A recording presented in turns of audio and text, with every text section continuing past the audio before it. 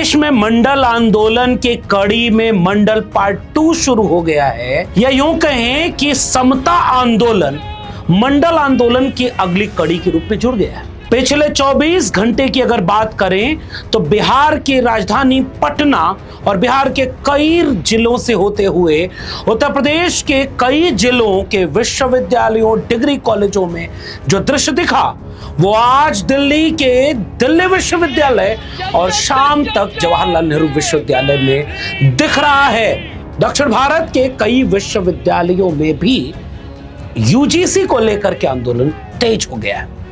क्या जनता ने मन बना लिया है? क्या इस देश के वंचित, शोषित एससी, एसटी, ओबीसी बच्चों ने विश्वविद्यालयों में समता आंदोलन का आगाज कर दिया है? क्या है ये समता आंदोलन जिसे लेकर देश भर में विश्वविद्यालय, डिग्री कॉलेज और आम लोगों के बीच अब आंदोलन का आगाज कर दिया है? क्या राजनीतिक दल बेहद संयम के साथ सबसे उचित दूरी बनाए हुए थे, लेकिन आम जनता के बीच क्या आंदोलन खड़ा हो गया? आज के वीडियो में थोड़ा कुछ दृश्यों, कुछ जज्बातों, कुछ संघर्षों के साथ कुछ समझने की कोशिश करते हैं। तो सबसे पहले ये जो आप दृश्य देख रहे थे ये पटना का था। कुछ और दृश्य देखते जाइए। कल का दृश्य है। आज भी ऐसे कई जिलों में प्रदर्शन हुए हैं और ये प्रदर्शन करने वाले विद्यार्थी, छात्र और सामाजिक कार्यकर्ता ये कौन लोग हैं?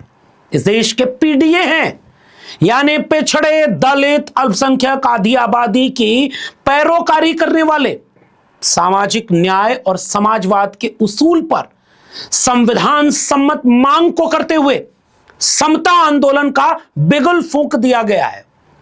पूरी कहानी आप इस चैनल पर पहले भी देख चुके होंगे, समझ चुके होंगे, और अगर नहीं जानते तो 2 लाइन में बस इतना समझ लीजिए। सुखदेव थोराट कमेटी और कई और कमेटियों के रिकमेंडेशन पर यूजीसी ने 2012 में एक इक्वल अपॉर्चुनिटी सेल बनाने का प्रावधान किया कि इस देश भर के विश्वविद्यालयों में शेड्यूल कास्ट, शेड्यूल ट्राइब बच्चों के साथ जातिगत भेदभाव रोका जाए। हालांकि उसके बाद 2016, 2019, 2023 रोहित वेमुला, पायल तड़वी, दर्शन सोलंकी घटनाएं कम होने की बजाय 118% बढ़ गई। और जिन बच्चों ने, दलित, पिछड़े, आदिवासियों ने आत्महत्या की, उनके परिजन जब कोर्ट चले गए तो कोर्ट ने 2025 तक आते आते सख्त टिप्पणी की कि 2012 का रेगुलेशन अब कारगर नहीं है। सरकार तुरंत ठोस कदम उठाए, सख्त रेगुलेशन बनाए। और आनन फानन में 15 जनवरी 2026 की तारीख के 2 दिन पहले 13 जनवरी 2026 को भारत सरकार यह गजट नोटिफिकेशन जारी कर देती है। और इसके बाद एक कॉलम में वो जातिगत भेदभाव में शेड्यूल कास्ट, शेड्यूल ट्राइब और ओबीसी को एक साथ रखती है। साजिश करती है भाजपा सरकार ताकि स्पष्ट ना हो और सवर्ण तबके को इशारा करके पीछे से विरोध प्रदर्शन तेज करा देती है। इन विरोध प्रदर्शनों के 3 दृश्य आपको जरूर दिखाऊंगा, क्योंकि आज जो मैं विश्लेषण करने जा रहा हूं ये आंदोलन चले, आगे बढ़े, ये तो जनता तय करती है। लेकिन 2 आंदोलनों के बीच जरा आप तुलना करके देखिए कि कितनी समता है इस देश में। पहले आंदोलन जो सवर्ण तबके की तरफ से चलाया गया और जिसमें आरोप लगाया गया कि उनको बाय डिफॉल्ट मान लिया गया है कि वो विलन है, जबकि आधी अधूरी व्याख्या थी और भ्रम फैलाया गया, झूठ बोला गया। आधा भाजपा की साजिश थी ताकि झूठ का मौका मिल जाए, पूरा अस्पष्ट बनाया। और बाकी काम टेलीविजन चैनल के 99% सवर्ण एंकरों और संवाददाताओं ने कर दिया कि ये सवर्ण विरोधी है। इन 3 दृश्यों को देखिए कि आंदोलन में क्या क्या बोला गया। दृश्य नंबर 1, प्रधानमंत्री नरेंद्र मोदी को उनकी जाति के नाम पर अपमानित किया गया। दृश्य नंबर 2, इस देश के एससी, एसटी, ओबीसी की तुलना किस अर्थ में की गई और कैसे गधा घोड़ा का कविता पढ़ते हुए इस देश के संविधान को तार तार किया गया। देखिए, कब तक काले कानून का कोड़ा सवर्णों पर चलाओगे? यूजीसी लाकर गधों को घोड़ा बनाओगे? और तीसरा दृश्य, प्रधानमंत्री नरेंद्र मोदी की कब्र खोदने का नारा।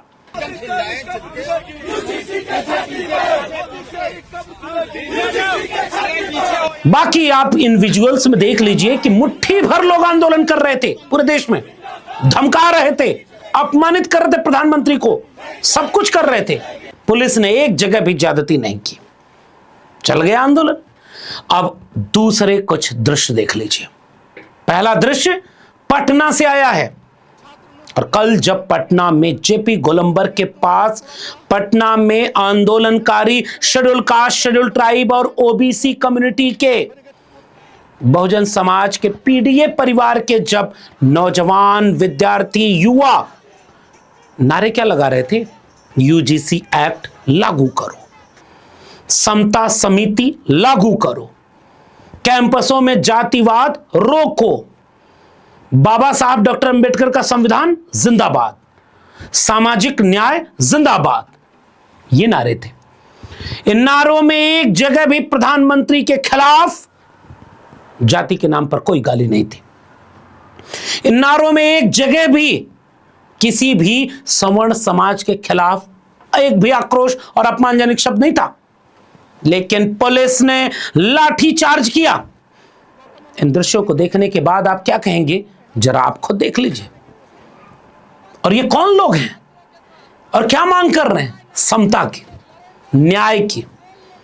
बाकी आपको फैसला करना है कि समता और न्याय की मांग क्या इस देश में जुर्म बन गई है।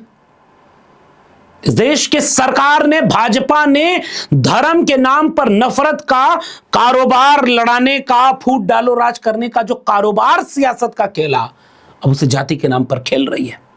मैं बार बार यह आरोप लगा रहा हूं, इतना अधकचरा गाइडलाइन क्यों बनाया गया जो सुप्रीम कोर्ट में पहले ही दिन खारिज हो गया, और सरकार बचाव करने नहीं खड़ी हुई। उस एक बार तो बोलती कि गाइडलाइन अच्छी है, क्योंकि मंशा ही नहीं थी। और इसी मंशा को दिल्ली विश्वविद्यालय के छात्रों ने भी समझा है और हल्ला बोल दिया।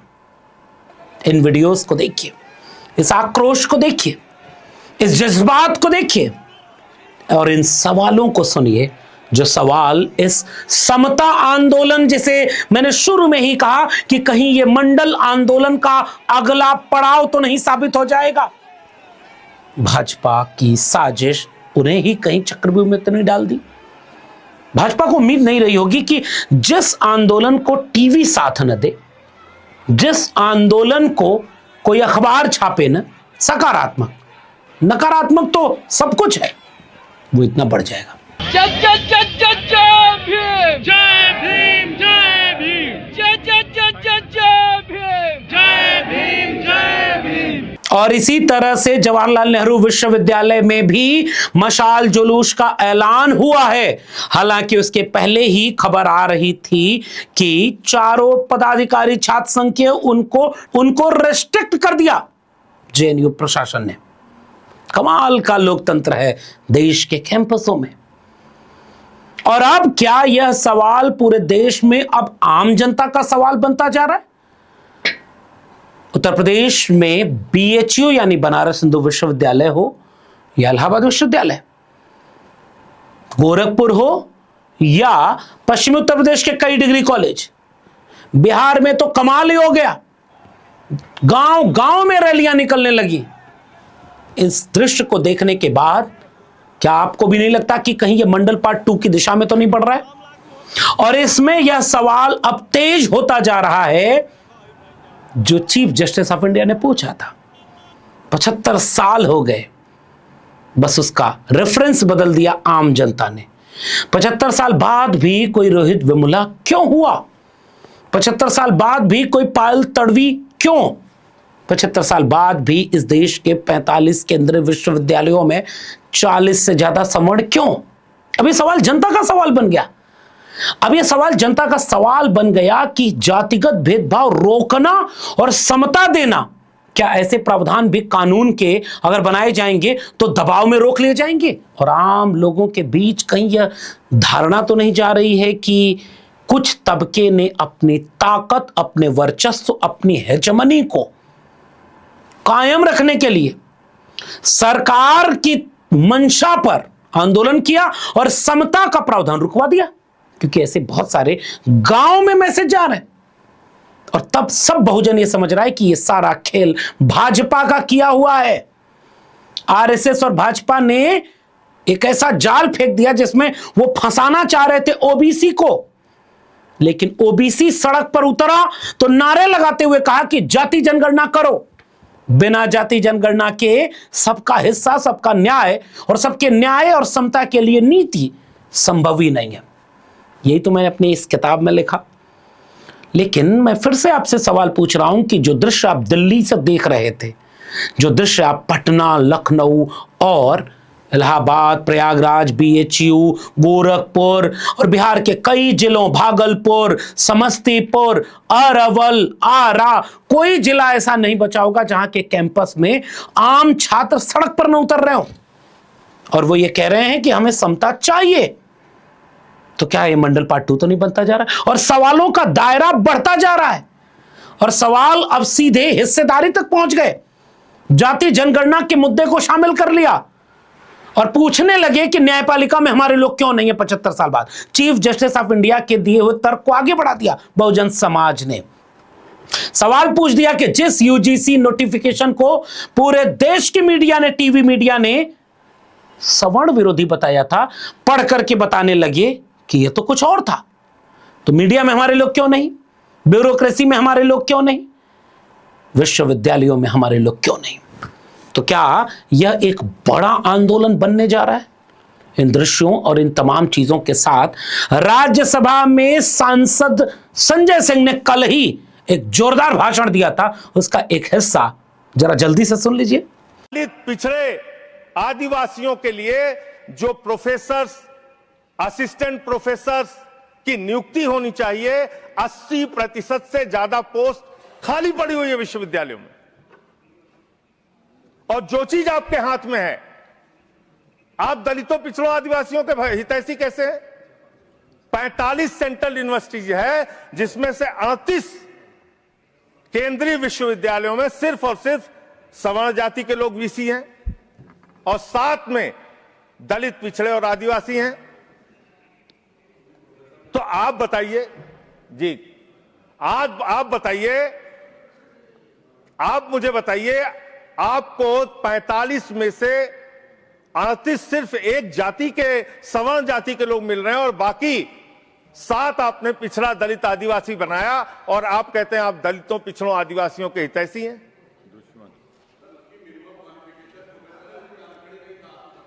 किसमें? मैं वीसी की बात कर रहा हूं, वीसी की बात कर रहा हूं, वीसी की बात कर रहा हूं। वीसी की नियुक्ति आप करते हैं, वीसी की नियुक्ति आप करते हैं। इसका मतलब दलित, पिछड़ा और आदिवासी बीसी बनने योग्य नहीं है, यह आपकी मानसिकता है। इसका मतलब आपकी मानसिकता है पिछड़ा, दलित और आदिवासी प्रोफेसर बनने योग्य नहीं है। 12 साल क्या किया आप नॉट फाउंड सुइटेबल की कैटेगरी में डाल देते हैं उन लोगों को। आप क्या न्याय कर रहे हैं उनके साथ?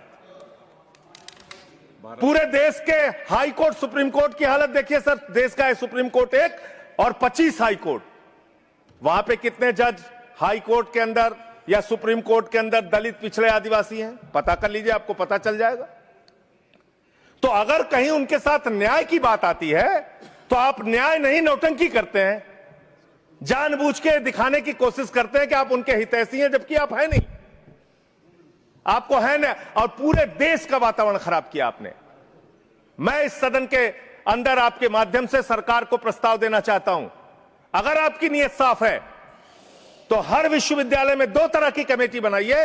एक जो सिर्फ और सिर्फ कास्ट डिस्क्रिमिनेशन को देखे, यानी कि जाति के आधार पर भेदभाव को देखे, और दूसरी कमेटी आप वहां पर बनाइए जिसमें कि हर प्रकार के भेदभाव को आप कवर कीजिए। कोई झगड़ा ही नहीं होता। भाषा के आधार पर भेद, लिंग के आधार पर भेद, किसी भी प्रकार का भेद, उसको देखने के लिए एक कमेटी बनाते हैं और जाति के आधार पर हो रहे भेद को देखने के लिए एक कमेटी बनाते। कोई झगड़ा ही नहीं होना था, आपने जानबूझ के झगड़ा कराया।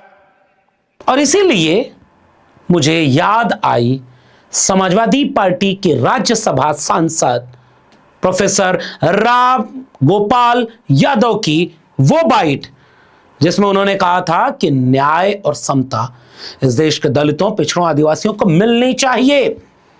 और जब पत्रकार ने पूछा कि विरोध कर रहे हैं तो उन्होंने केवल यही तो कहा है कि जिनके खिलाफ वो विरोध कर रहे हैं अगर वो सड़क पर उतर गए तो इनका पता नहीं चलेगा। सुनिए। और कहा जा रहा है कि ओबीसी को क्यों डाल दिया इसमें? क्यों? ओबीसी का हक, SC ST होता, ओबीसी को भी डाल दिया गया। ओबीसी का आपको कुछ तथ्य आंकड़े मालूम है? देश की सैकड़ों सेंट्रल यूनिवर्सिटीज में एक आध ओबीसी का वाइस चांसलर है, शेड्यूल कास्ट एक भी नहीं है, माइनॉरिटी का भी एक आध है मुश्किल से, तो वो तो एक ही कैटेगरी में सब गरीब लोग हैं, पिछड़े लोग हैं, जिनके हक हमेशा छीने जाते रहे, तो डाला गया तो ठीक किया उसने किया। जनरल कैटेगरी के साथ अत्याचार होगा इसमें, इस तरह से करीब देश की 90% नौकरियों का विजय।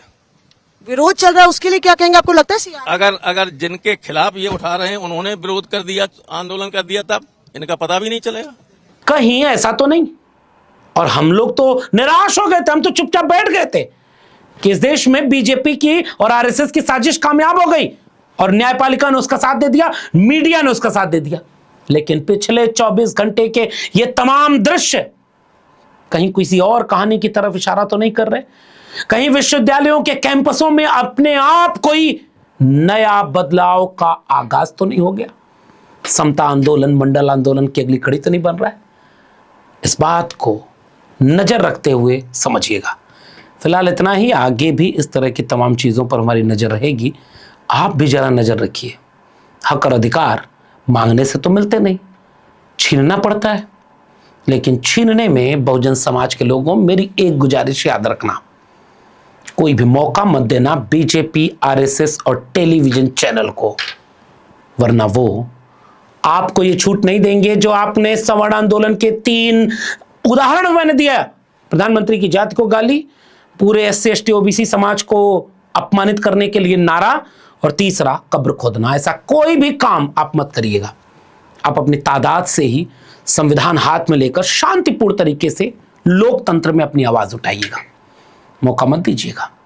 बाकी आप तय करिए कि आने वाले कल आपको क्या करना है। समझ पा रहे हो तो बड़े फैसले लीजिए। समझदार को इशारा काफी। शांति के साथ, संयम के साथ, अहिंसा के साथ, समता आंदोलन। देखेंगे हम भी कि आगे समाज क्या वाकई आंदोलन की क्षमता रखता है। आपको क्या लगता है? नीचे अपनी टिप्पणी कमेंट बॉक्स में जरूर दीजिएगा। फिलहाल इस वीडियो में इतना ही। मेरे चैनल को सब्सक्राइब नहीं किया है तो जाते थे चैनल को सब्सक्राइब करना मत भूलिएगा। बेल आइकॉन यानी घंटी की बटन दबाएंगे तो अगली वीडियो की सूचना मिलेगी। ज्वाइन करेंगे तो हमें ताकत और हिम्मत मिलेगी। अगर आप इस वीडियो को ट्विटर यानी एक्स या फेसबुक पर देख रहे हैं, हमें फॉलो करना मत भूलिएगा। फिर मिलेंगे, तब तक के लिए बहुत बहुत धन्यवाद।